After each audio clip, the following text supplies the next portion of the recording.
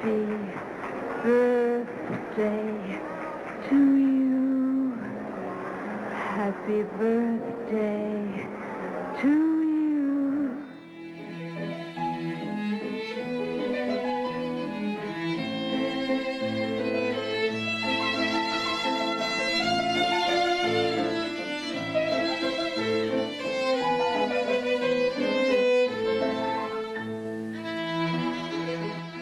It's time again for Cineversary, a podcast that celebrates a milestone anniversary of a masterful work of cinema.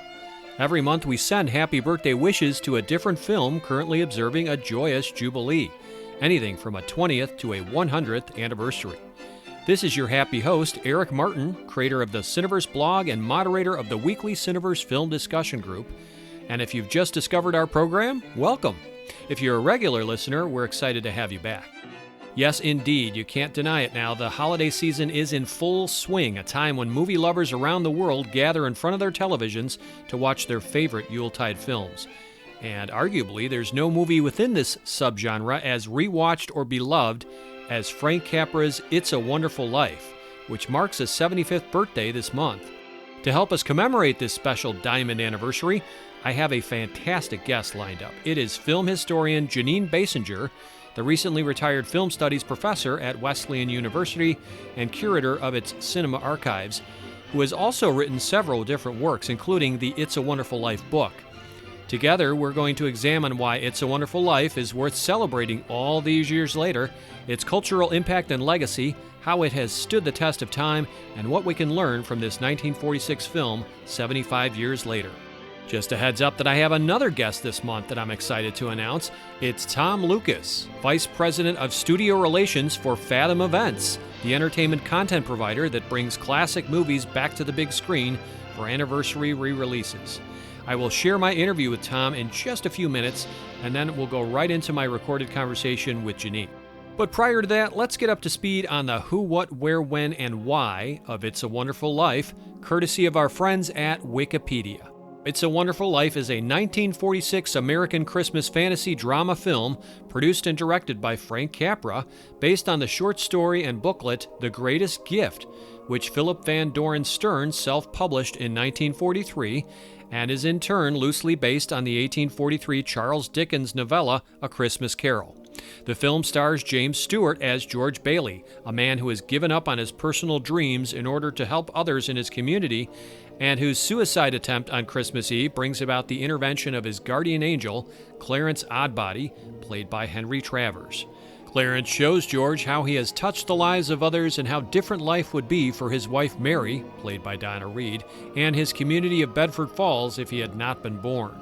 The cast also includes Lionel Barrymore as Mr. Potter and Thomas Mitchell as Uncle Billy, as well as Gloria Graham, Beulah Bondi, H.B. Warner, Ward Bond, Frank Phelan, Samuel Hines, and Lillian Randolph. The film was not a huge box office success on its initial release, so Capra was seen by some studios as having lost his ability to produce popular and financially successful films.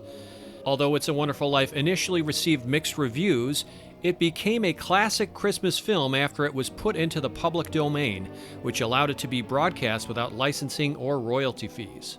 It's a Wonderful Life is considered today one of the finest films ever made. It was nominated for 5 Academy Awards, including Best Picture, and has been recognized by the American Film Institute as one of the 100 best American films of all time, placing number 11 on its 1998 Greatest Movie list, number 20 on its 2007 Greatest Movie list, and number 1 on its list of the most inspirational American films ever made.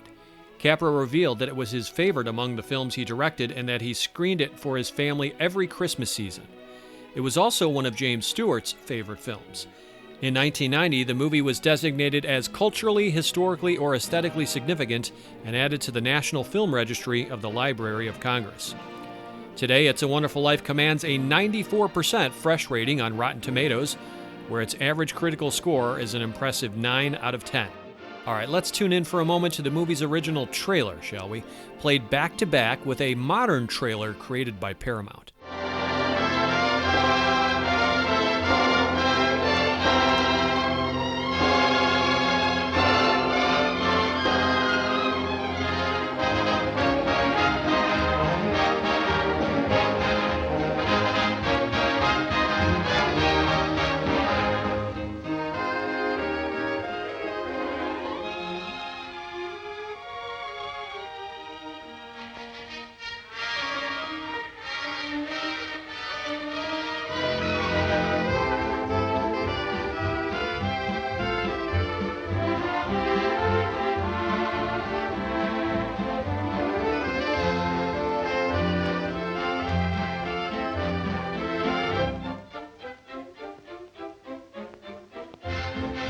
Yes, it's wonderful news, for when all these wonderful people get into the swim, it's a wonderful life. For never before has any film contained such a full measure of the joy of living, the drama of living, and above all, the glorious romance that makes this such a wonderful life. Don't you ever get tired of just reading about things? Yeah. Hey, what are you doing tonight? I don't want to get married to anybody, you understand? I want to do what I want to do. And you...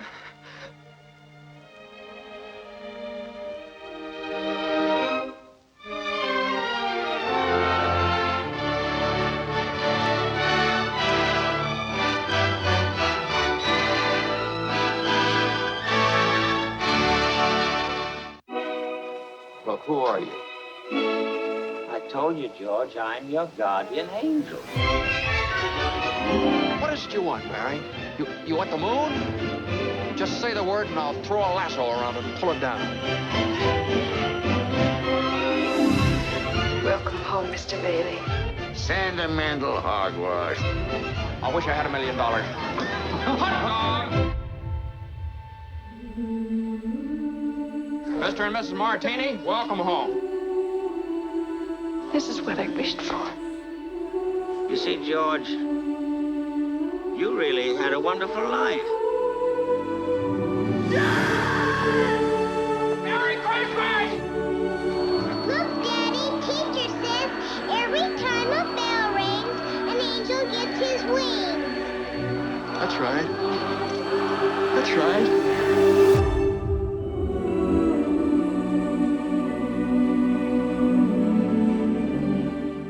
All right, as promised, before I introduce this month's featured expert, give a listen to my chat with Tom Lucas from Fathom Events, who, later in our talk, actually spills the beans on which classic movies are returning to theaters in 2022, so listen up.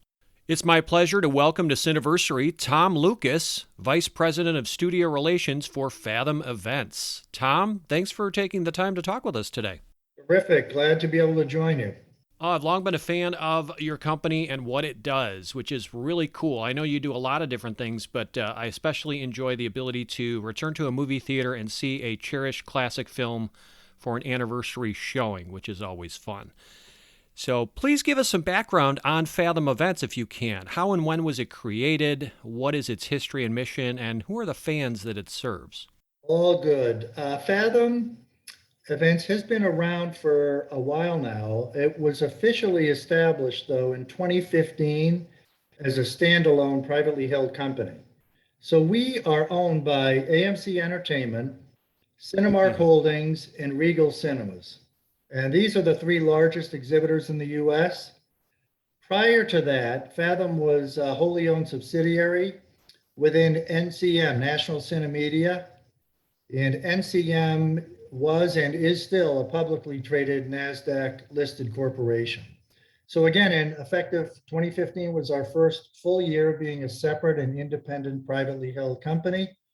I actually joined the company in March. Let me give you a little context. I mean, what we do is we're a distribution and marketing company of all kinds of content. Our mission is to provide really top quality event cinema to people of all ages. We like to say we have something for everyone. My area is defined as studio relations, and I'll mostly focus on that. But it's important to point out that Fathom does all kinds of stuff, including live performing arts, anime, faith and inspirational content, music, and more. So we are a very broad-based programming and marketing company. Why did Fathom Events begin distributing anniversary editions of classic and beloved movies? How did this trend get started? Fathom started doing classic movies probably around 2008, 2009. And at that point in time, I was on the other side. I was working for Warner Brothers, and we began to experiment with one-off classic titles.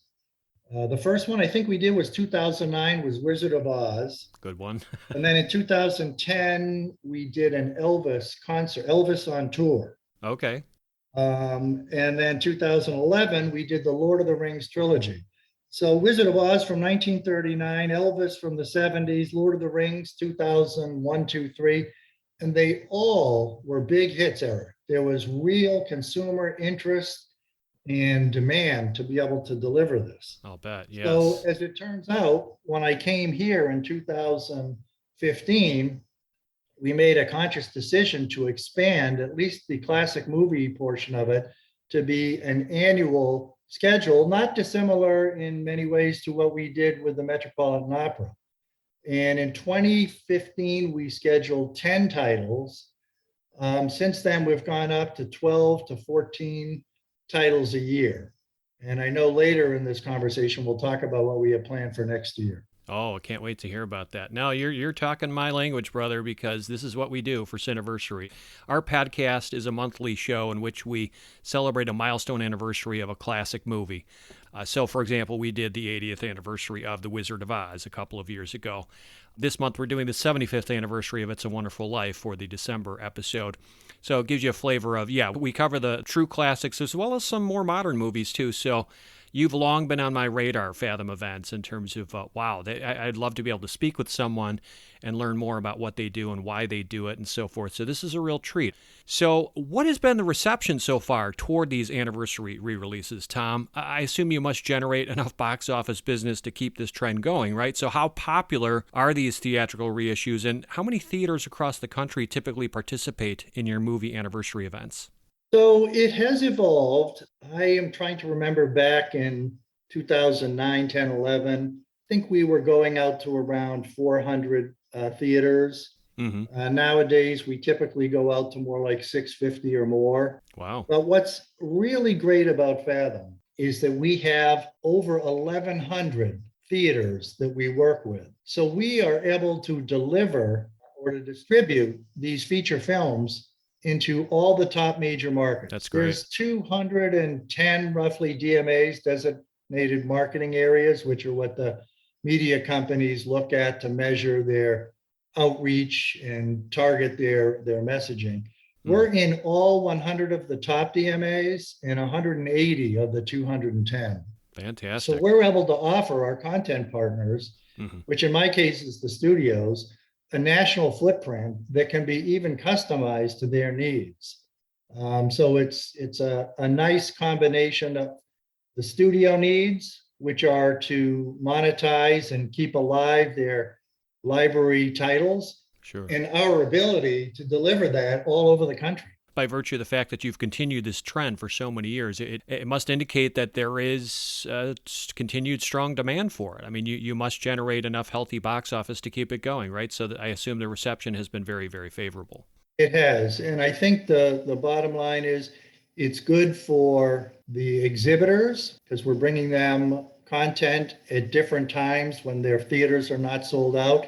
It's good for the studios because we're able to, as I mentioned, monetize their library product. Some people look at it as a promotional opportunity that allows all of us to even make a profit. But the best part of it all is that consumers love it. And so it's good for them as well. Now, do you have any breakdown on demographics? Like, typically, are we seeing mostly 50 and older people showing up to these anniversary re-releases? Or do you often see some younger generations, maybe a family or an extended family will go to see a Wizard of Oz or something like that? Just curious, I know it can vary from movie to movie, I'm sure. But I'm always looking for hope, a silver lining there in terms of maybe the classics are getting through to some younger viewers too. What are you finding? You know, it's an ongoing conversation we have at Fathom. What we have seen is it does, as you pointed out, vary significantly by title. Even geographically, where the top performing theaters are varies by title. But there are some titles that, you know, as you'd expect, do skew older, as you indicated. And what we love to see is some of these are multi-generational, where you'll see people of all ages come in. And parents bringing their children.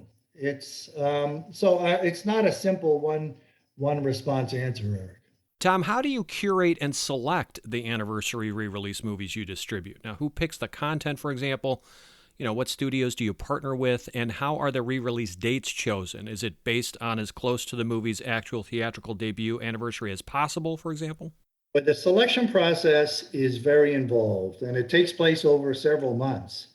It does involve a collaborative effort with TCM, Turner Classic Movies, the respective studios, and Fathom. And to answer your question on which studios we work with, over the years, we've worked with every major and a lot of smaller distributors. Okay. We are agnostic. We want to work with whoever has the best titles, and we've been pretty successful in that front. You asked about release dates and scheduling. That's a tricky one too. We, as you pointed out, we always do look at the actual anniversary date, but there's a lot of other factors that go into it. Sure. And very often there's other reasons that would override just, going out on the original release date. So for example, in our upcoming calendar, we have The Quiet Man coming up. And that released, I think, in August of 52. But we're scheduling it for March, right before St. Patrick's Day. Actually, I guess that would make sense, right? Yes, yes. With same kind of thing with 10 Commandments. That came out in November of, I think, 56. But we usually, look at where the demand would be. And we scheduled that just last year before Passover and Easter. And it was very well received. And plus, sometimes you have movies like, for example, Citizen Kane this year, where technically the anniversary release date could either be May or September, depending on which anniversary you want to honor, because I guess it originally debuted in May 41, but it actually was wide release in September. So I assume there are some movies where, you almost have to flip a coin and figure out what's the best kind of approach to that particular anniversary, right? Absolutely correct. And there are other factors we look at is what major new release titles are happening on that weekend. We usually, I think, as you'll see or you have seen, we usually schedule these for a Sunday with an encore on Wednesday. As I mentioned, The Quiet Man is a Sunday, Thursday, because we wanted to go on St. Patrick's Day. But that Sunday date is very important. And if there's a major new release title coming out or some reason that we want to shy away from that specific date, we do that. We also look at our pacing. We want to have a little bit of breathing time between events. We rely heavily on our marketing, and we like to focus our marketing on individual titles until the event date and then switch over to the next one. So you'll see most of our events are never closer than 2 weeks apart. And a lot of times we try to go month to month. Yeah. So in the many years you've been doing this, the anniversary re-releases of the classics, what particular title or event drew the biggest crowds, for example, got the biggest buzz? I'm just curious. Was it the first time you did The Wizard of Oz? So we've had a number of them that have crossed the $1 million mark. Wow. Which for a per screen average for 1 or 2 days of events is very, very strong. If I had to say for favorite title, it would be really hard because our real goal is to be able to offer consumers a wide variety of titles. Right. But I have some titles, obviously, that I like personally, and I try not to let that interfere in what we're trying to schedule. A couple of those, and they've all been big box office draws, which is, I think, what you were kind of alluding to, were Casablanca. That did really gangbusters for us. Was that for its 75th anniversary, Casablanca? Yes. Wizard of Oz, as you mentioned, we did in 2009, and it was big. Yeah. But we had a smaller footprint way back then. Sound and Music, Jaws. Jaws was a big one. I'll bet. But what's interesting, Eric, is they're they are varied in the genres and the decades they come from. Absolutely. No, it's nice to have that variety to choose from. I want to ask you about special bonus content or exclusive features that you sometimes include before or after a showing of an anniversary re-release. I noticed, for example, I didn't attend, unfortunately, I couldn't get there, but in October of this year, when you brought the original Dracula and Frankenstein back to movie theaters for their 90th anniversaries, audiences were also treated to an exclusive behind-the-scenes video tour of the historic Universal Studios lot, I read. So how often do you bundle extra content like this with your re-releases, and who decides on and creates this content? We always have something extra to make it an event. And there's really two parts to this. You brought out the Dracula Frankenstein. which also is interesting to show how far back we go. That was a 90th anniversary from 1931. Yeah, that's reaching back. People still like it. Of course. It's still very interesting to see it and experience it on the big screen. But to go back to your question on value add, we always have some value add. When we work with Turner Classic Movies, the value add is always featuring one of their hosts. Most frequently, it's Ben Mankiewicz. And Ben will provide us with an intro. And, with the Turner Research Company, they are able to script something that is very insightful and gives context to the feature film we're about to present. So it has real, as we say, value added to the consumer who's coming to see the movie. And then at the end of the feature, Ben comes back, or whoever the host is. It's not always him, but it's usually him. And he'll talk a little bit about the movie that was just presented, and he'll do a little tease for what's coming up the next month. Oh, very cool. So when you say hosts, you mean TCM hosts exclusively, right? Yeah, good point. Turner Classic Movie on-air host. So if it's an anniversary re-release of a feature film, it typically is a partnership with Turner? Yeah, but we do quite a few other ones as well. Mm-hmm. Like the Jaws one, was that a Turner Classic partnership? It was, I yes. see. Mm-hmm. In other words, it doesn't have to be an old Golden Age of Hollywood movie to have the TCM stamp on it. Right. When we did Lord of the Rings, that was from 2000, it was the trilogy. So 2001, 2, 3, that was not with TCM. But TCM is such a perfect partner for us, Eric, as you can imagine. Oh, sure. They have their finger on the pulse of cinephiles and classic movie fans. Mm-hmm. They provide very, very powerful and targeted marketing support to us. And they're so knowledgeable. And I would go so far as to say they're friends at this point. We share the same love for the classic films. Yes, they're the perfect ambassadors to team up with on efforts like this, I can imagine. So let's get into it briefly here. What is slated for next year, 2022, in the anniversary re-release department? Tom, are there any classic, crowd favorite, or cult films that you have scheduled to distribute next year for a major anniversary, such as, are you going to do the 80th anniversary of Casablanca, or maybe the 50th anniversary of The Godfather? Well, we do. We have 12 titles, which we are just announcing now, so your timing is perfect. Great. In January, we have Casablanca 80th anniversary. Mm-hmm. In February, Lady Sings the Blues is 50th anniversary. In March, as I mentioned, leading into St. Patrick's Day, we have The Quiet Man 70th anniversary. Okay. In April, we have Singin' in the Rain 70th anniversary. Wow. Mm-hmm. In May, we have Smokey and the Bandit. That's the 45th anniversary. Yes, sir. June, we have Whatever Happened to Baby Jane 60th anniversary. Oh, cool. July, Cabaret 50th anniversary. Mm-hmm. In September, Star Trek Wrath of Khan 40th anniversary. Okay. We have in September Poltergeist 40th anniversary. Yeah. Mm-hmm. October, In the Heat of the Night 55th anniversary. Mm-hmm. November, To Kill a Mockingbird 60th. Oh, cool. And in December, wrapping up the year-long celebration of It's a Wonderful Life. Oh, gotcha. So technically the 75th anniversary is this month, but it was a wide release throughout 1947, which still makes it the anniversary year next year. Oh, you are really good. So it released December 20th, right? And we are bringing it back just at the end of the 1 year on December 19th. It's always a good time to celebrate It's a Wonderful Life. It doesn't matter if it's smack dab on the actual anniversary, right? That's the way I feel. It's a perennial. We are very excited to have this title. And I've wanted to have this title for several years, but it just hasn't fit into our scheduling and the studio schedule. Okay. So. Well, all the more reason to look forward to something a year from now. Boy, what a great slate you just laid out for us there. That is a heck of a year to look forward to from Fathom Events. Very excited about that. I'm going to do my very best to attend and see at least a good, healthy majority of those if I can in the theater. It's always a pleasure to see a great movie again projected on a big screen. It's fun to see them at home on a small screen. That's intimate and comfortable and so forth. But there's nothing quite like that group movie-going experience in a real movie theater, which before Fathom, it's few and far between opportunities to see a classic movie again on a big screen.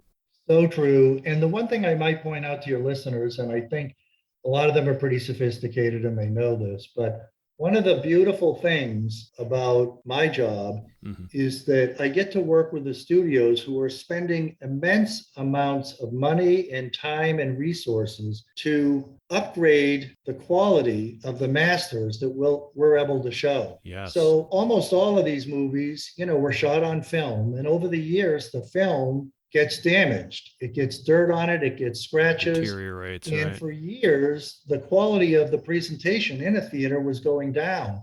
But now with digital projection equipment and the new technologies, they are able to restore and refurbish, and even, I can't say it'll be better than new because that's impossible, but it makes it as if you were seeing the movie on the big screen the way it was originally done. It's in the original aspect ratio. Right. It is without the dirt and scratches on the film. It's really, you're seeing it the way it was originally meant to be presented. That's important because, again, a lot of these titles, I assume many for even next year, probably have benefited from 4K rescans or new scans, maybe in most cases from the original negatives. So, yeah, not only preservation, but restoration in some cases. And, again, such a rare opportunity to see a cherished, beloved milestone classic projected on a big screen. That's a big deal. They have been rescanned. So Casablanca has a new 4K, it's not that new, a couple of years ago, 4K scan of the original camera negative. Same with Singing in the Rain. Poltergeist will be a new scan. Oh, fantastic. Actually, Singing in the Rain, they are working on a new 4K scan. Wow. That we are hoping to be able to work from. That's of the original camera negatives. Let me conclude the conversation by asking you, Tom, how do you envision Fathom Events evolving and expanding in any way in the coming years, especially when it comes to, distributing time-honored titles from yesteryear and audience favorites worthy of a theatrical re-release? Are there any plans to expand your distribution, maybe bring more classics than usual back to the movie theater? Well, I wouldn't call it a revolution, but there's an evolution of the program. We are always expanding our network. Just as all of us, time changes, open to more recent movies. So things that you wouldn't have thought of being a classic, 20 years ago, now classics are, from the 1990s. Yes. We recently screened The Birdcage with TCM for its 25th anniversary. One that really shook people up initially, we did with TCM The Big Lebowski from 1998. Oh, I can imagine that was popular. Yeah. It was great. It was great. So the definition of a classic film is evolving and our footprint is expanding. But other than that, we're very happy with the program. I'm all aboard. And we try to broaden our horizons on our show. So anything from a 20th to a 100th anniversary is, our wheelhouse. We're not, too snooty about it has to be at least 40 or 50 years old or something like that.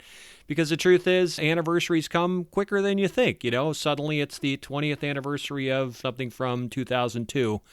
And, we'll be looking closely at that for our slate on our show next year. So I see where you're coming from on that. All right. Well, Tom, I want to thank you for your time. Was there anything else you'd like to tell the audience about or whet their appetite about? I'm just surprised, Eric, we never spoke before. Your focus and our focus are so well aligned. I'm glad we were able to connect. What you guys have been doing is fantastic. I love it. And I'm privileged for the opportunity to be able to have you on my show and learn a little bit more about what Fathom specializes in. So this was a real treat. Thank you so much, Tom. Thank you. You have a good day. All right. Happy holidays to you. You too. So great to talk with Tom Lucas and learn more about what makes Fathom Events tick, as well as get a sneak peek at its re-release lineup for next year. Most cool and exciting to hear. Just as George Bailey, in a moment of despondency, wishes he were never born, you'll wish you would have stopped this podcast at this point and watched It's a Wonderful Life for the first time already. As if, right? That's because Jeanine and I will be talking major spoilers in our conversation ahead, so here's your chance to finally see what all the fuss is about with this flick, and go ahead and watch it already. While we wait for you to return, what do you say we make some angel wings? Okay, it's time for my Q&A with one of my favorite film scholars ever, the marvelous Miss Jeanine Basinger. Our movie this month teaches us that no man is a failure who has friends, and no podcast is a failure that has a great guest. And that's certainly true this month. I am delighted to introduce to the Cineversary microphone Jeanine Basinger, a revered film historian and recently retired professor of film studies at Wesleyan University, where she also served as founder and curator of the Cinema Archives, which contains the collections of such cinema giants as Frank Capra, Martin Scorsese, Federico Fellini, Ingrid Bergman, etc. Jeanine is also the author of several books, including the movie musical, I Do and I Don't, A History of Marriage in the Movies, The Star Machine, and most relevant to the subject of our birthday movie this month, the It's a Wonderful Life book. Jeanine, we're honored to have you appear on our show. A great big thank you for saying yes and joining us to celebrate the diamond anniversary of one of the finest films of all time. Thank you very much, and I'm happy to be here, and I'm always happy to talk about It's a Wonderful Life. So when and where did you first see this movie, Jeanine, and why is it important to you in any way? Oh, now you're asking me where I first saw this movie. My dear, I first saw this movie in Christmas 1946 in a very big movie house in my hometown, which was a small town. So like, I'm vintage. I'm totally vintage. I was there when it was released. And I think most people would be answering your question by saying, well, it was on the TV set of Christmas such and such. But no, Right. it was in on the ground floor. You have the bragging rights of being able to say you were among the debut audiences, which is fantastic. And what movie house would that have been? What area of the country? I grew up in a small town, an authentic small town, Brookings, South Dakota, population 5,000. It had Wow. two really, really beautiful movie theaters. And of course, going to the movies was a very, very big thing for everyone at that time, and certainly in a small town in an isolated place. One of the things that I can tell you about It's a Wonderful Life that most people don't know is that it was never intended to be a Christmas release. I know it's about Christmas and it ends in Christmas, and now everybody associates it with Christmas, but it was meant to open in January, end of January 1947. Okay. But RKO was planning to have its big Christmas release for Christmas 46 be a Technicolor movie called Sinbad the Sailor with Douglas Fairbanks Jr. and Maureen O'Hara.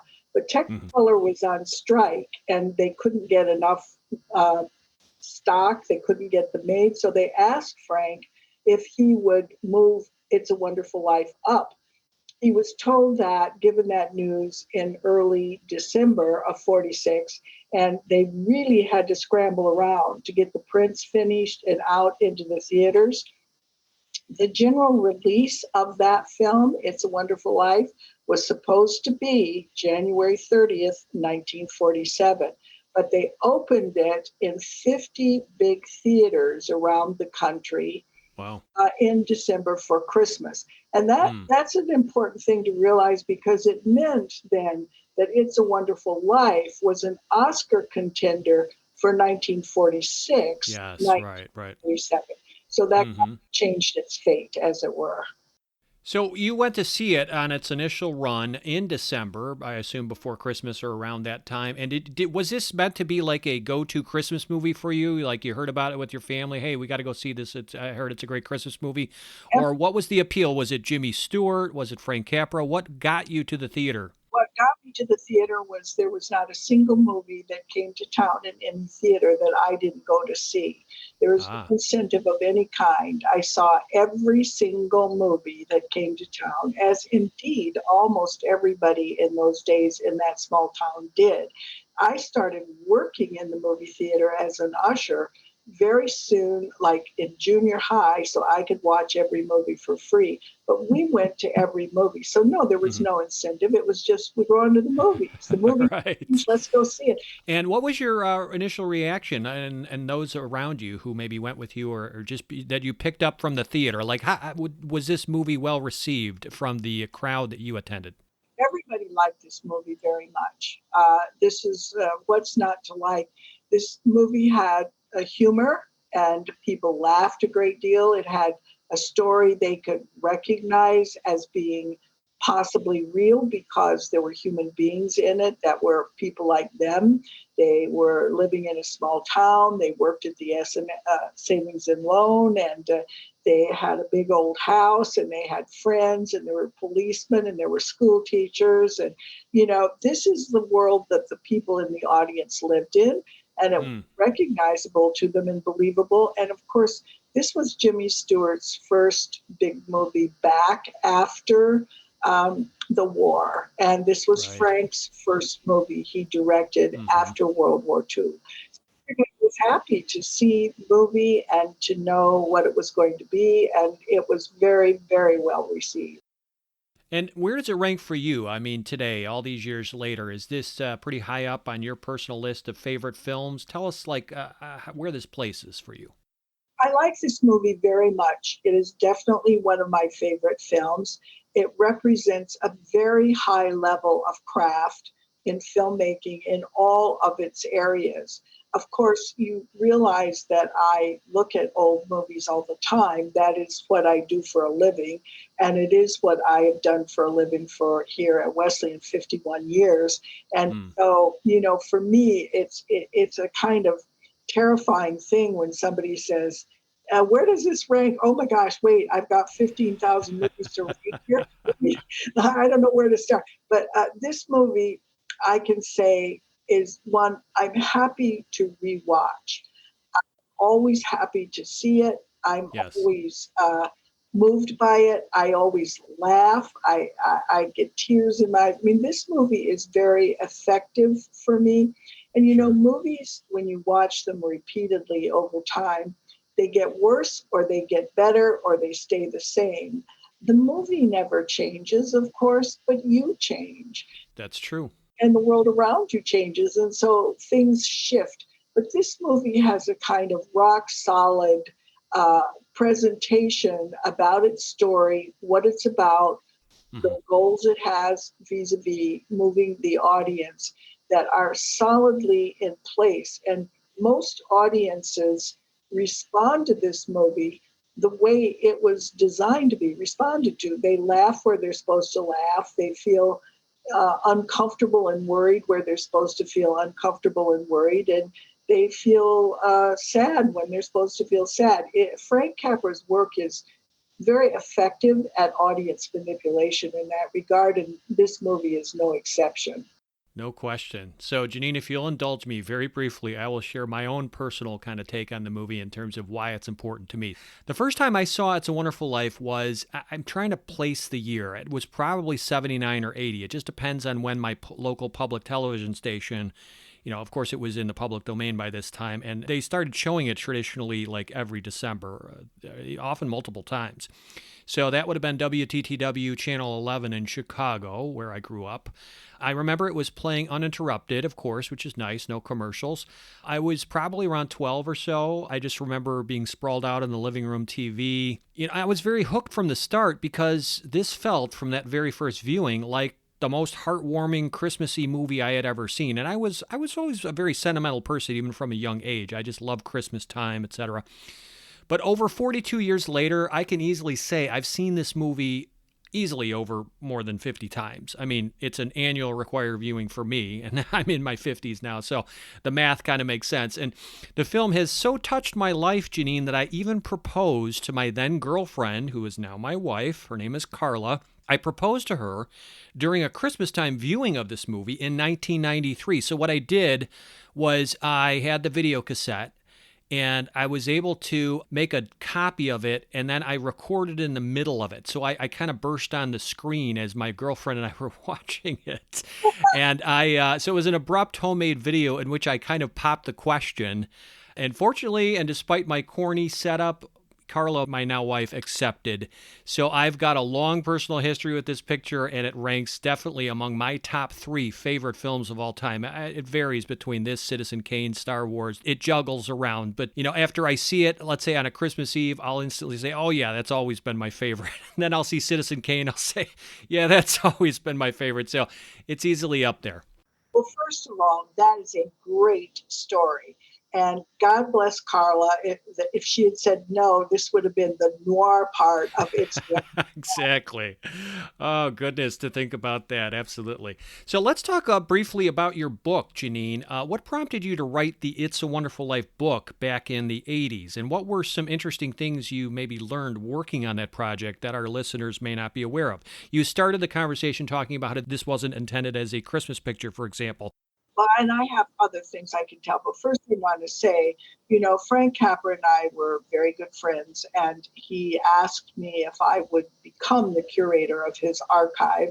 And I did say yes. And wow. This meant that I inherited and received all of the materials that he had connected, not only with It's a Wonderful Life, but with all of his films. And so when I received the materials and I sat and looked at these wonderful things, the photos, his original script, letters from people. So I looked at all the wonderful things connected to the movie, and I already knew how much people loved this movie. And I thought, wouldn't it be wonderful to share these things? I mean, look, here's Frank's handwritten notes about people he thought about casting that he didn't cast. I mean, there's all kinds of wonderful stuff. So I thought I'd like to share these with all the fans of the movie. I knew how people revered it. And originally, of course, because I had taken his archive, the creation of the book was a fundraiser to help pay for preserving the materials properly. I see. Work. I got a very good contract from Alfred A. Knopf, and I donated every penny that ever came in from the book into the archive. So it went into 11 printings, and it was a lot, 6 figures money that came to preserve Frank's materials as a result. But that was the original thing, was to share.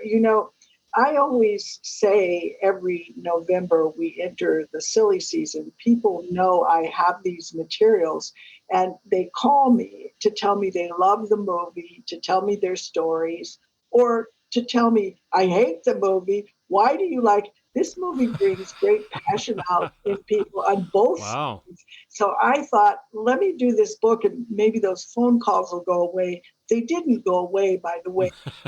I did the book. And some things I learned that are interesting. And I'm really happy that you asked me that question, because there's a great deal of misinformation surrounding this film. First of all, as I said, it wasn't meant to be a Christmas release. But secondly, it was not a flop, and it did not lose money. And where this exactly comes from, I know that Frank, in his own autobiography, who loved to turn things into great stories, stressed bad reviews. But that is not really the case. I mean, it did make a profit over time. It made a profit even, in its own day. But there's a lot of bad bookkeeping between Frank's company, Liberty Films, and RKO. And I don't know where these myths get going, but we have all the reviews in the archive. We have, the financials that Frank had. So it did not, however, do the kind of big business that a Frank Capra movie starring Jimmy Stewart had done before the war.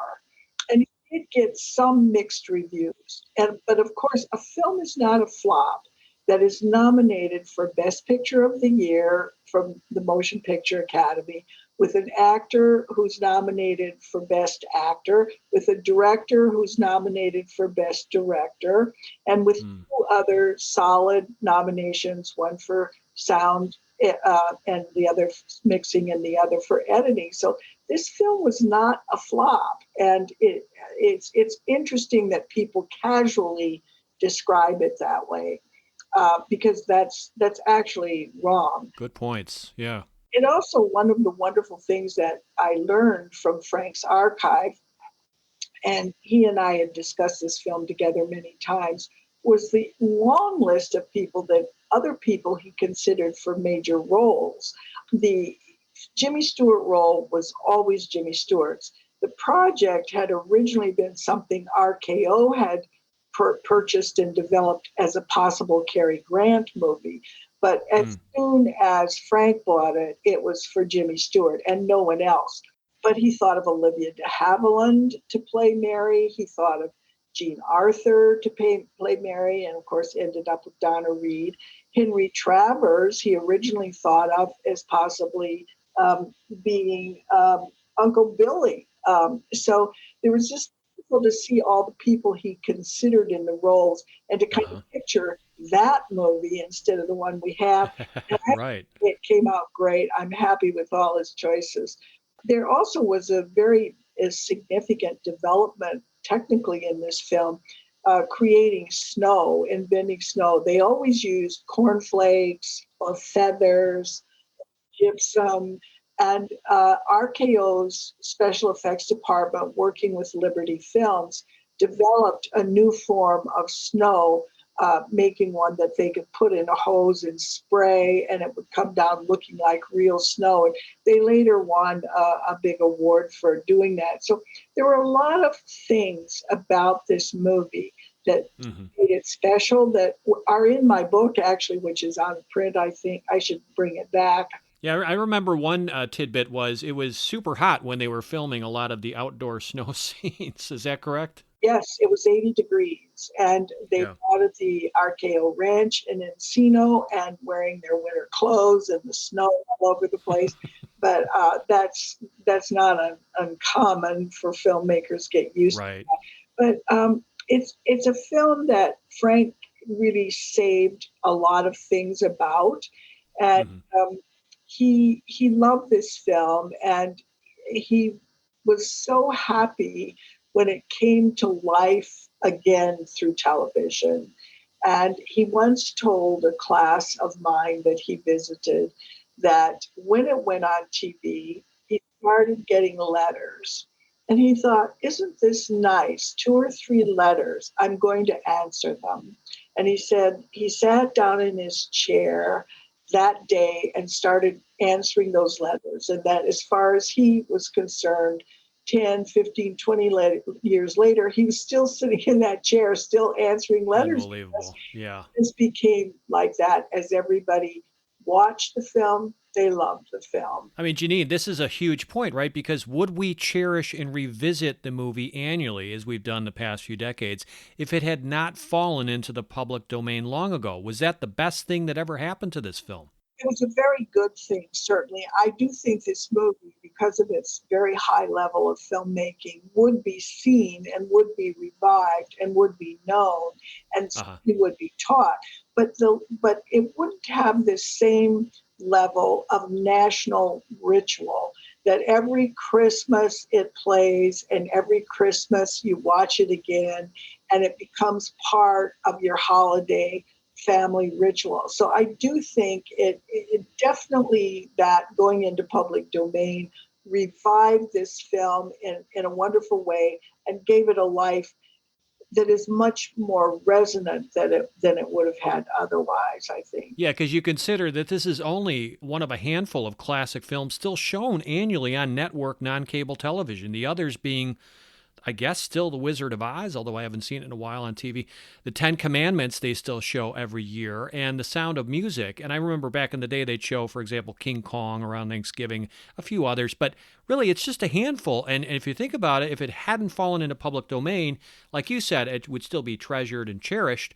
But it may not have become this annual installment that happens every November, December on television sets. Right. It might not be a part of the Christmas spirit or part of family rituals. I mean, everybody gathers with popcorn to look at it. It's a wonderful movie, really. It's one that can stand the test of time.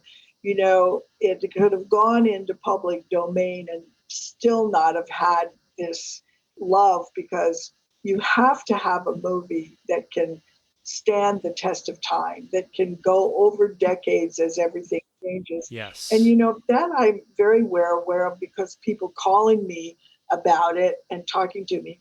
I, of course, as I said to you, I did grow up in an authentic small town that had a savings and loan and a movie theater with a marquee and a boulevard with trees on it. And this is recognizable. And I had a dear friend who was born in Manhattan, on Park Avenue, and had lived there all his life.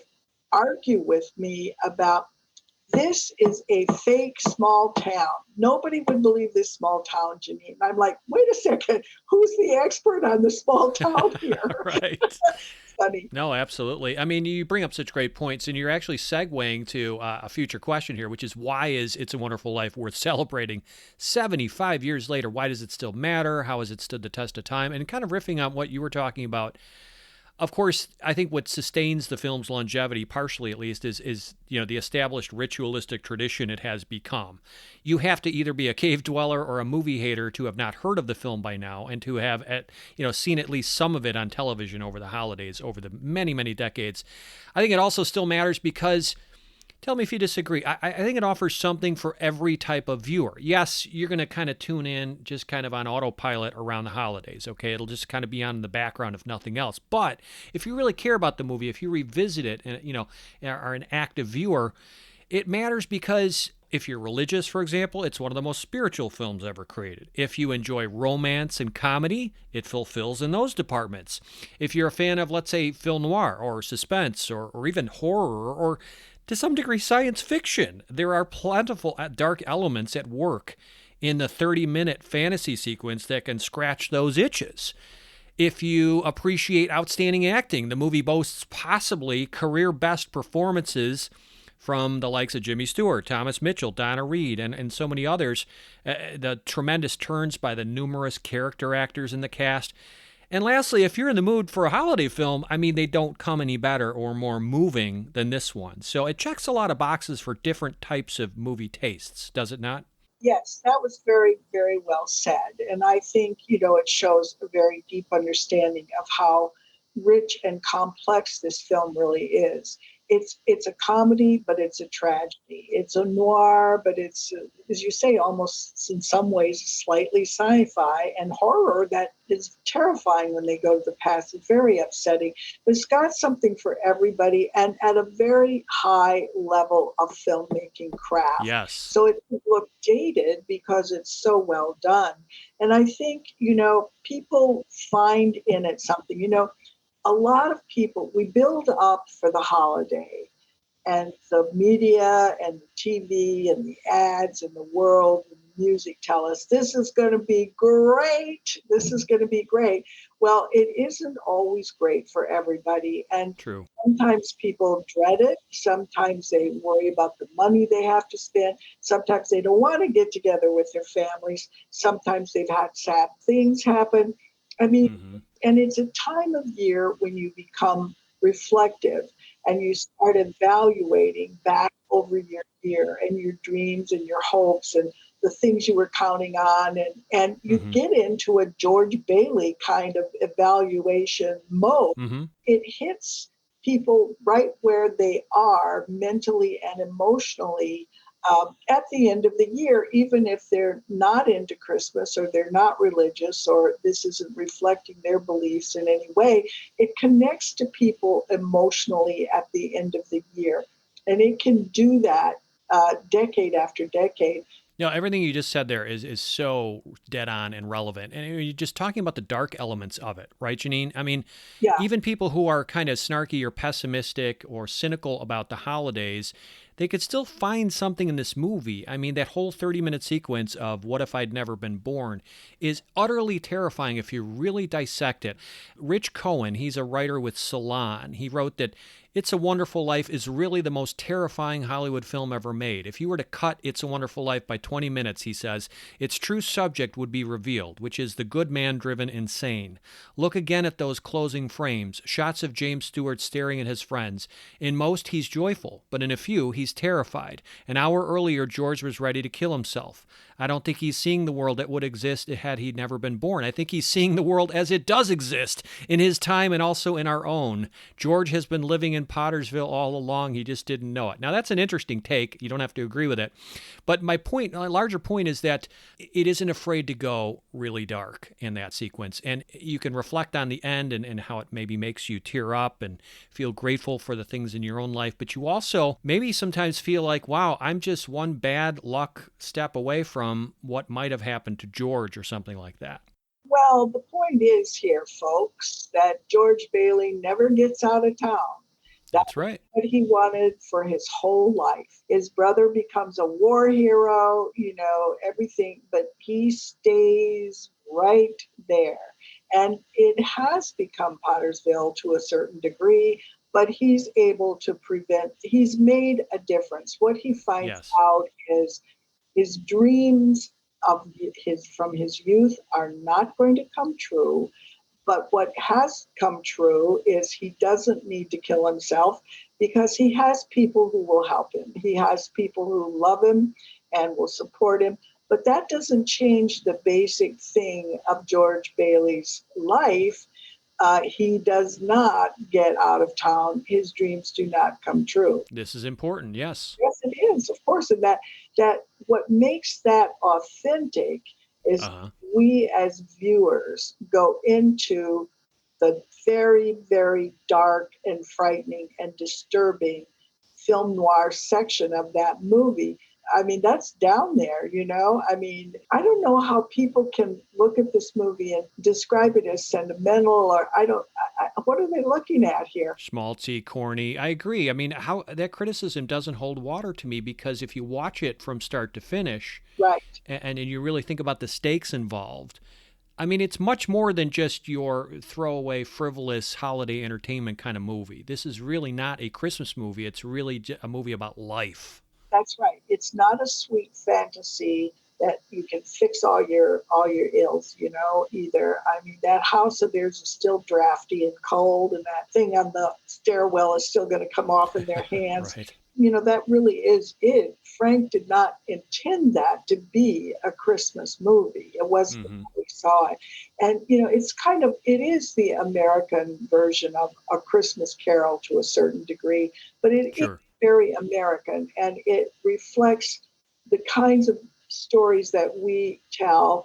It's about somebody who wants to be successful, and it's got all of those elements, but it's telling him realistically. I think it's a great film. For me, you asked me earlier where it stands, and I have so many films I love. I teach, and I have so many that I love. But for me, this film, we always talk about the great American novel, but we don't know what it is. This is the great American film in that it is about a small town. It is about an average person.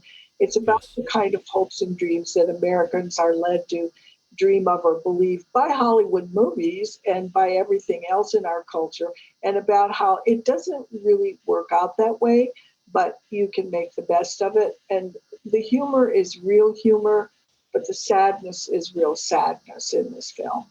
You said a mouthful there, and I want to touch on what you just said, which is how American this movie. Totally agree. I really believe that the movie has remained evergreen in large part because it's so intrinsically American. You think about its themes, its characters, its situations, the small town atmosphere, etc.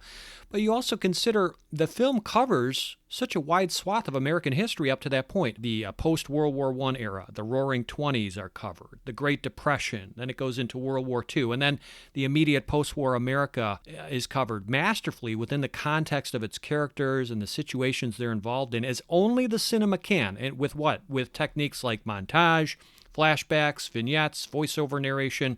Like you said, it's a work of high craftsmanship, but it's also a work of Americana in the sense that you're getting a taste of what life is like in small town America across many, many years, not just one particular year. I'm really glad you said that because this is an aspect of It's a Wonderful Life that most people tend to overlook. George Bailey never gets out of town or, connects to the big events of the world or whatever. And yet he is in the Depression. He is in World War, his life is connected very directly to all the things going on outside his small town.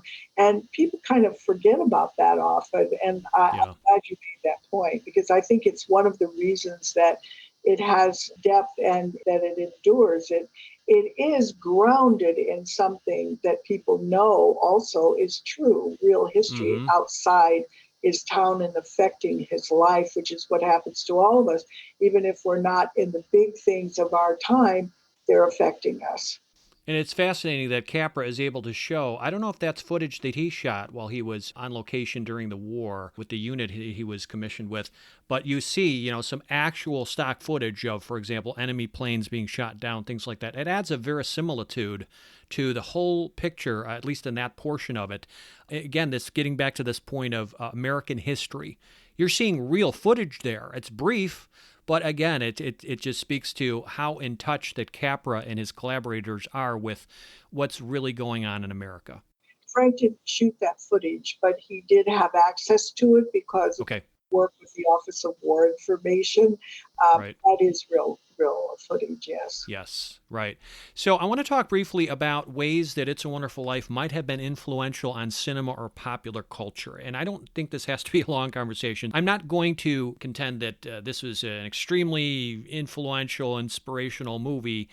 But to your point, just to quickly rattle off a few different ideas here. Yes, it invented a new way to feature snow, which, for a long time, what I gathered, that became the gold standard, the way to kind of showcase snow and cold in movies. That's a small point, but just hear me out on a few of these others. It's not the first of its kind, the shots that you see here, but there are long, uninterrupted takes. There's extreme close-ups of the romantic type. That you could make a case, like last month, I got to interview George Stevens Jr. about A Place in the Sun. If you recall, some of the most iconic shots in the movie are, of course, Montgomery Clift and Elizabeth Taylor in those extreme close-ups over the shoulder. And I think of the scene with George and Mary, where there's an uninterrupted kind of long takes, extreme close-ups. And I think that maybe a film like this influenced later pictures like A Place in the Sun. Now, I may be overstepping my boundaries. I'm not a historian. I don't expect you to have an answer to this, but I just wanted to bring it up in that I had not seen that kind of an approach to a romantic scene in an old Hollywood movie up to this point. Had you? Well, in Notorious, Alfred Hitchcock definitely makes 360-degree, movements around Cary Grant and Ingrid Bergman, who are kissing each other all over their faces. That's the same year, though. Yeah, but what I'm saying is that one of the things that a film historian never says is the first. The first, exactly. Yeah, I've learned that in talking to my guests. I don't want to overstep the bounds.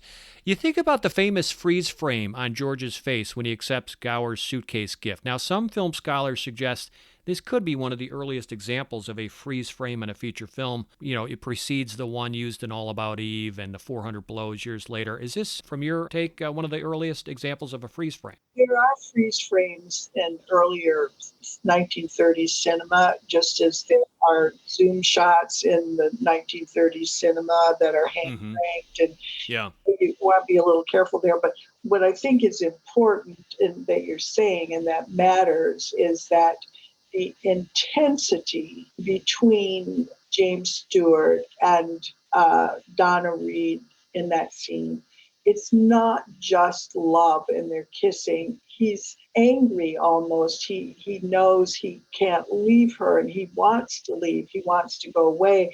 There's a quality to that has so much passion of both positive and negative that it becomes, and she cries. I mean, it's incredibly intense. And there's a still I have in my book that is one picture of them in this kissing, very desperate look. And the censors, it was a still that was going to be used in the censors, not okay. It was too intense. They have written on it. Wow. I think that's what you're feeling there is, a lot of cinema techniques, like in Citizen Kane, for instance, it wasn't that we hadn't seen an overlapping out of order flashback before. It wasn't that we hadn't seen low ceilings before. We had those in cinema, but Orson Welles put these things together all in a way that was structurally and technically exciting and new and created real art film out of it. So that I think it's kind of like people remember the scene in It's a Wonderful Life between them, more than they do ones that went before, because of this intensity and passion and because of the desperation. Again, it's that this is not a sweet love movie where they just fall in love and kiss and that's it. This is a desperate kind of scene here. I don't know, you just don't see it done that way, and you remember it because of that. So well articulated. I'm glad you kind of clarified that. And yeah, it adds maybe a different emotional resonance than we're used to seeing in a passionate kind of kissing, embracing scene before, perhaps. Another indisputable truth about this movie's influence is that you think about contemporary creatives, they love to feature it in their work. So when you think about movies, especially post-war movies, say from the 70s, 80s, and on, this is probably the most often used movie that's going on in the background within a diegetic scene. It's a Wonderful Life. It's made numerous cameos as a diegetic film. Now, that means it appears on a TV screen being watched by characters in a different movie or TV show. You think about Gremlins or Bruce Almighty, National Lampoon's Christmas Vacation, the TV shows like The Sopranos, Beverly Hills 90210, the film Home Alone and its sequel, Cinema Paradiso, so many others. It's just kind of an interesting point of pride in terms of I don't recall any other film ever being on in the background as much in the world of the characters than It's a Wonderful Life. Maybe Casablanca. Could be. I always say to my students, kindly don't do that. Within the frame of your own junk, don't put on a good movie, because the audience is going to look and say, oh, I wish I were watching It's a Wonderful Life. Be careful. Right, exactly. You could be drawing unnecessary negative attention to your inferior work. Wait, there's a movie in there. I want to see that one. Right. Now, lastly, you could make a case that certain aspects of It's a Wonderful Life, especially the dark fantasy, alternate reality, noirish sequence, they've been riffed on countless times in subsequent films and TV shows. You think, of course, of The Twilight Zone. This is like the perfect fodder for a Twilight Zone kind of episode. A movie like Click or The Butterfly Effect, a film like Shrek Forever After, Bedazzled, Mr. Destiny, Back to the Future Part 2. They're all echoing or riffing on It's a Wonderful Life. And the earlier sequences in which George's life is reviewed by heavenly powers, I think of a later movie like Defending Your Life by Albert Brooks, and there's probably other examples, but again, it just speaks to the pervasive, lasting influence of this movie, right? Absolutely. And even cartoon, joke versions of it or whatever. It's, the reevaluation process that this movie tells so effectively through its noir section has inspired a lot of people. There's no question about it. But, nobody's done it better. True. So let's talk for a moment about Jimmy Stewart himself and his performance here. Now, do you believe this is Stewart's finest turn as an actor on film? Is this movie a career topper for him or anyone else, like Frank Capra, for example? Well, both Stewart and Capra have made a lot and been in a lot of really great films. And it's very hard to think. I mean, if you think about Jimmy Stewart in Hitchcock movies or in his Anthony Mann Westerns or in his Preminger, Anatomy of a Murder, I mean, he's a true icon. And he has given us great performances over decades in so many movies that, to say, wow, this is the best. But his two movies, his young, idealistic Mr. Smith and his post-war George Bailey, really seem to me to be perfect Jimmy Stewart movies. And I like these two movies. I think he is at his best. Ironically, he gets his Oscar for The Philadelphia Story, but I think these are at the top. I happen to love the Anthony Mann Westerns he's in. Yeah, Winchester 73, Naked Spur. Great in those. And he's also great in Vertigo. And, the combination of Frank Capra and Jimmy Stewart is as good as you get. Capra is also very good directing people like Gary Cooper. And, but I think this movie is a high point for both of them because they have changed. They have left the 30s, the successful Hollywood years, the great Hollywood celebration, and both of them have gone off to war. And they've had different experiences. Obviously, Stewart was a combat pilot, and Frank was in the office of, headed up the propaganda system in the Office of War Information. But the experiences they have changed them. They're older, they're deeper, they're more concerned about life, they've suffered a little bit more. And I think putting those two people together at that point in their life, and still they are able to be funny and to bring really natural, organic humor out of this film. Right. But yet they've got the chops and the understanding now for the really dark part of the story. So I think it's a high point for both of them. I think it's sad they didn't get the Oscars, but the film that did, Best years of our lives. very great film. So what are you going to Right, exactly. You could do a lot worse. I want to talk a little bit about Capra. We would be remiss if we didn't talk just a bit about what he brings to the movie, why he's perhaps the ideal director. Of course, it's a very personal project for him, as you've already laid the case.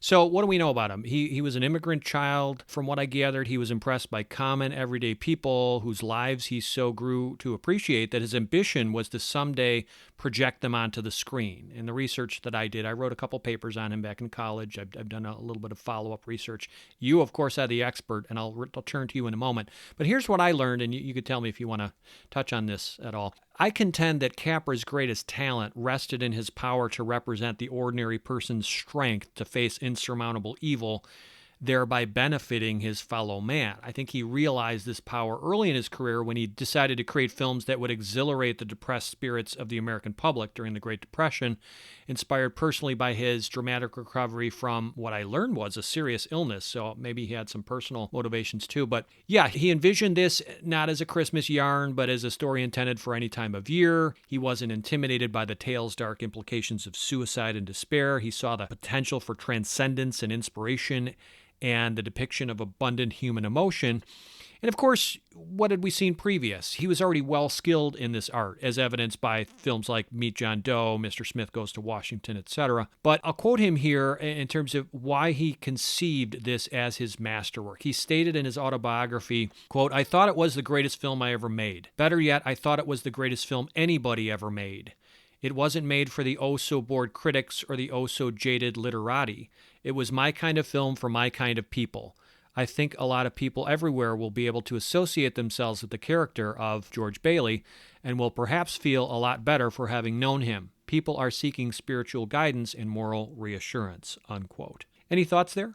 Well, first of all, you realize I knew Frank very well, and we were good friends and spent time together. And also with his wife, I spent time with him, with my husband and I. And so Frank was a Catholic, and he was also a scientist. He went to school to become, to do science, and he was a thoughtful man and a deep reader. He had a very, very high level of intelligence. So he's a complex man, and he knows when he makes statements. He knows what he wants to say, but he also knows how he wants people to receive what he's saying. And I think that sums up how he felt very nicely. I think that the thing that makes him a success as a film director, besides his incredible abilities to direct actors, to structure screenplays, to set up the lights and do all of those things that we have to do to make a film, was that he never, ever forgot the audience. For him, that was like when you tell a story on the screen with a movie structure, you have to incorporate the audience. Tell the story so they're a part of it. He uses a lot of reaction shots. Mm-hmm. He really cares about the people who are going to come to the movie. He won all kinds of awards, and he liked getting awards, but he didn't make movies he didn't shape his movies to please the critics ever. He knew he wanted to please the audience and have that relationship. So I think that's really what he's saying, and I think that's the most important thing about it.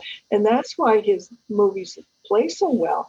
There's a lot of movies that are great movies made over the years that you can't show on a college campus to a young audience. They'll just get up and walk out. That is not true for It's a Wonderful Life. It's not true for It Happened One Night or Mr. Deeds or Mr. Smith. It's amazing. His movies can play just the way, they did. There may be some parts of them young people don't like as much, but you can put these films up there and show them. And I do that because we do that here. We run a movie theater on the campus and it works. These movies work. And that's because he cared about the audience. Yeah, that's great to hear that, at least as a little litmus test on the college campus, that, of course, where you were faculty for so long, it was still well received so many generations and decades later. And it speaks to craftsmanship. I mean, he was a master craftsman in so many ways. The proof of Capra's skills is just throughout this movie. Like, for example, you think about how every major character has symbols or motifs associated with them. Just as an example, right? George is linked to, like, broken down machinery or makeshift technology. He's got this old jalopy of a car, the snow shovel he uses as a sled, the ramshackle house he moves into, the broken railing cap, the fence door that won't open, the secondhand luggage he accepts as a gift, the shabby little office he works in. And this imagery contrasts nicely with the perfect machinery that eludes him, which, for example, is like the train waiting to take him out of town, or the nicer cars he admires, the rich man's office that he covets. You think about Mary and her children, they're often correlated with flowers, like the corsages she wears in many scenes, the hydrangea bushes she hides in, the floral garden in front of her mother's house, the floral wallpaper in that same house, and of course, Zuzu's flower petals and bedroom furniture featuring floral designs. So I can give one example after another, but like just in terms of the design of the movie, in terms of symmetry with symbolism or motifs, it's further proof of his skills. And then you think about the mise-en-scène, about the changing walls of the Bailey home. Mary, she wallpapers the walls with pastoral prints. But what do we see later? We see an anchor pattern on the wall adjacent to George after he returns home tired and angry from a tussle with Potter. And the anchor, to me anyway, it reminds us of his dream of traveling and suggests that he's tied down. You think about the foreshadowing that Capra infuses in It's a Wonderful Life. There's like a clothesline image we see that spatially and symbolically separates George and Clarence within the bridge operator's room. And earlier, you see a kind of clothesline image in a similar tilted angle in that bedroom scene where Mary reveals that she's pregnant. Now, it's off in the corner, but it's kind of a strange portent of things to come. In the same scene, you have this odd placement of the pull string with a loop at the end that comes between George and Mary when they're lying in bed. And it's kind of like visually insinuating maybe a noose or something, or a foreboding symbol of suicide and doom. The little touches that you don't instantly recognize, if you go back and revisit the movie, there's so many examples of ingenuity and craftsmanship going on just with the design, with the framing, and with patterns, symbols, motifs, the musical score. He uses leitmotifs here with his composer, Buffalo Gals. It's repeated throughout the film. It reminds us of the loving bond between George and Mary. We hear Twinkle, Twinkle, Little Star again and again, kind of a theme for Clarence, perhaps. Hark the Herald is played in connotation with, family and friends. So I just wanted to take a moment to kind of walk listeners through a little bit of like what Capra is doing here in even subtle, small ways that makes for a much more enjoyable motion picture experience. There's lots of examples of things that he planned and did, and in particular, rewriting lines of dialogue and, being very sensitive to every aspect of the movie. Capra was a planner. He was a thinker. He liked to even rehearse his actors, which a lot of film directors don't do. And he was, if he had a crowd scene, the smallest member of that crowd had a character. He would tell them, even if they had no dialogue, but here's who you are, here's where you're going, here's what's on your mind. Every detail he was caring about. And so, this is what filmmaking was like in the Hollywood studio system. They did pay attention to details. They did have huge armies of people to do these things, and they worked together to create a believable universe, or at least a universe that you were willing to enter and pretend was believable for the amount of time you were going to give it. And Capra understood the process as well as anyone really ever did who made films in America. Yeah, well said. So this is a 75th birthday celebration. I always say to my guests that birthdays, we think about them, they're all about presents, but it's the fans who continue to get the gifts, right? So what is this movie's greatest gift to viewers, Jeanine? What would you say? Never-ending entertainment that never loses its relevance, does not decrease in value, does not look dated. I can go to this movie and know the experience I'm going to have. It will seem fresh to me all over again, and it's not going to let me down. That is not something you can say about a great many films. As good as they can be, you can be in a bad mood and the comedy doesn't seem funny, or you can be in a silly mood and the tragedy seems ludicrous. But this film never loses its original purpose for me. It is always there. I can count on it. It's like a best friend that I know has got my back. Fantastic. Okay, ask me, and I'll say that when it comes to gifts, It's a Wonderful Life is like the magical sack Santa Claus carries, right? Endlessly replenishing its contents with countless presents. But one gift that I have to put at the very top is this movie's amazing capacity to draw contemporary audiences by invoking nostalgia in three key ways. First, a wistfulness for a simpler time. Second, its focus on a close-knit hometown community, which, let's face it, for many people doesn't exist any longer. And third, its emphasis on fundamental humanistic values. Even if modern viewers didn't grow up with those three elements, It's a Wonderful Life can make them wish they did, which to me, that's an extremely impactful quality. Yes, some are quick to criticize what they characterize as the mawkishly manipulative, over-sentimentalized nature of this film, calling it a turn-off, Capricorny, if you will.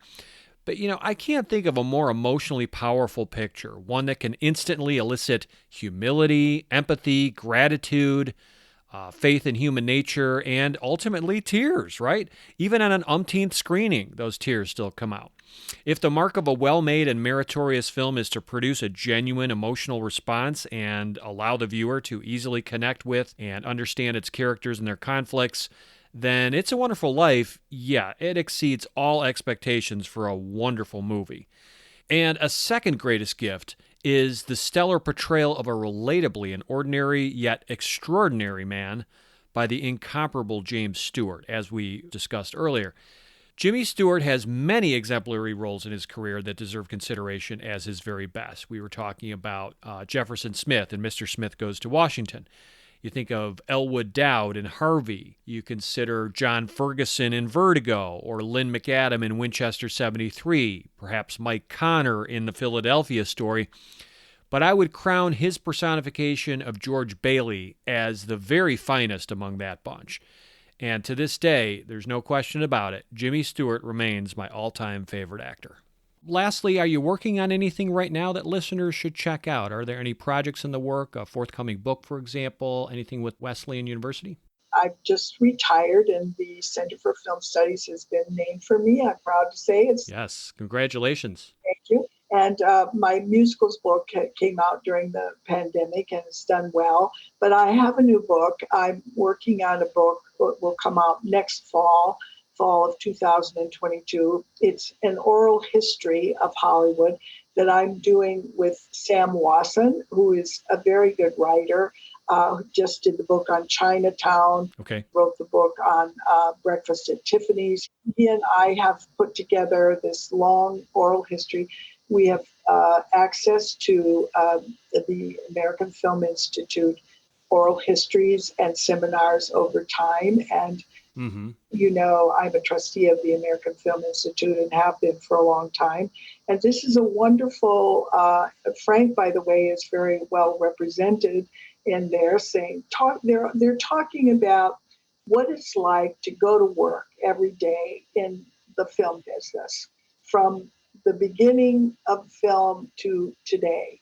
So over time, you hear Hal Moore, the cinematographer, saying, I remember transition to sound. I shot the jazz singer. And, you just, it's a wonderful thing. You have this personal up close discussion of people who worked on all the great films that you associate. Absolutely. Right. No, it sounds fascinating as the topic of a book.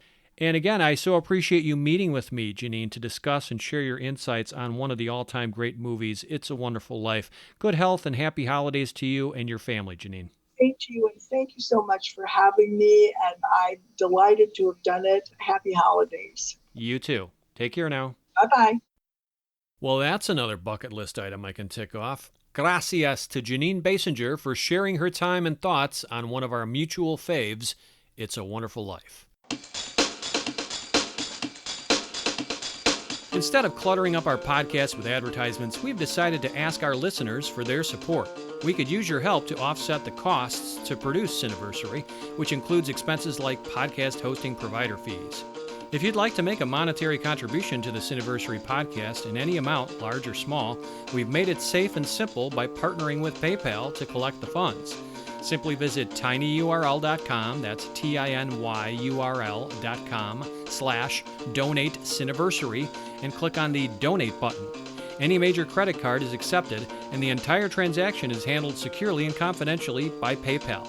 Or if you're familiar with PayPal, you can simply send us a payment in any amount you want to cineversegroup@gmail.com, and that's spelled CINEVERSE group@gmail.com. We really appreciate your generosity. Also, I'd love to hear what you think of our Cineversary podcast. You can email me suggestions or comments at cineversegroup@gmail.com.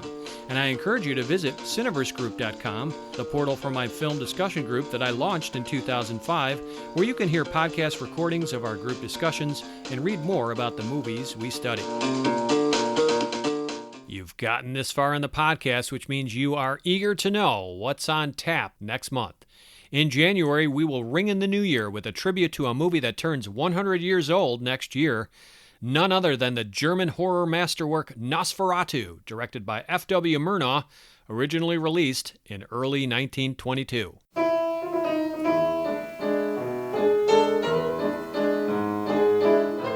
Until then, this is your humble host, Eric Martin, reminding you to butter up that popcorn, live a big screen surround sound life, and cherish those classic movies, because they're not getting older, they're getting even more wonderful. Thanks again for listening, and happy holidays, everyone.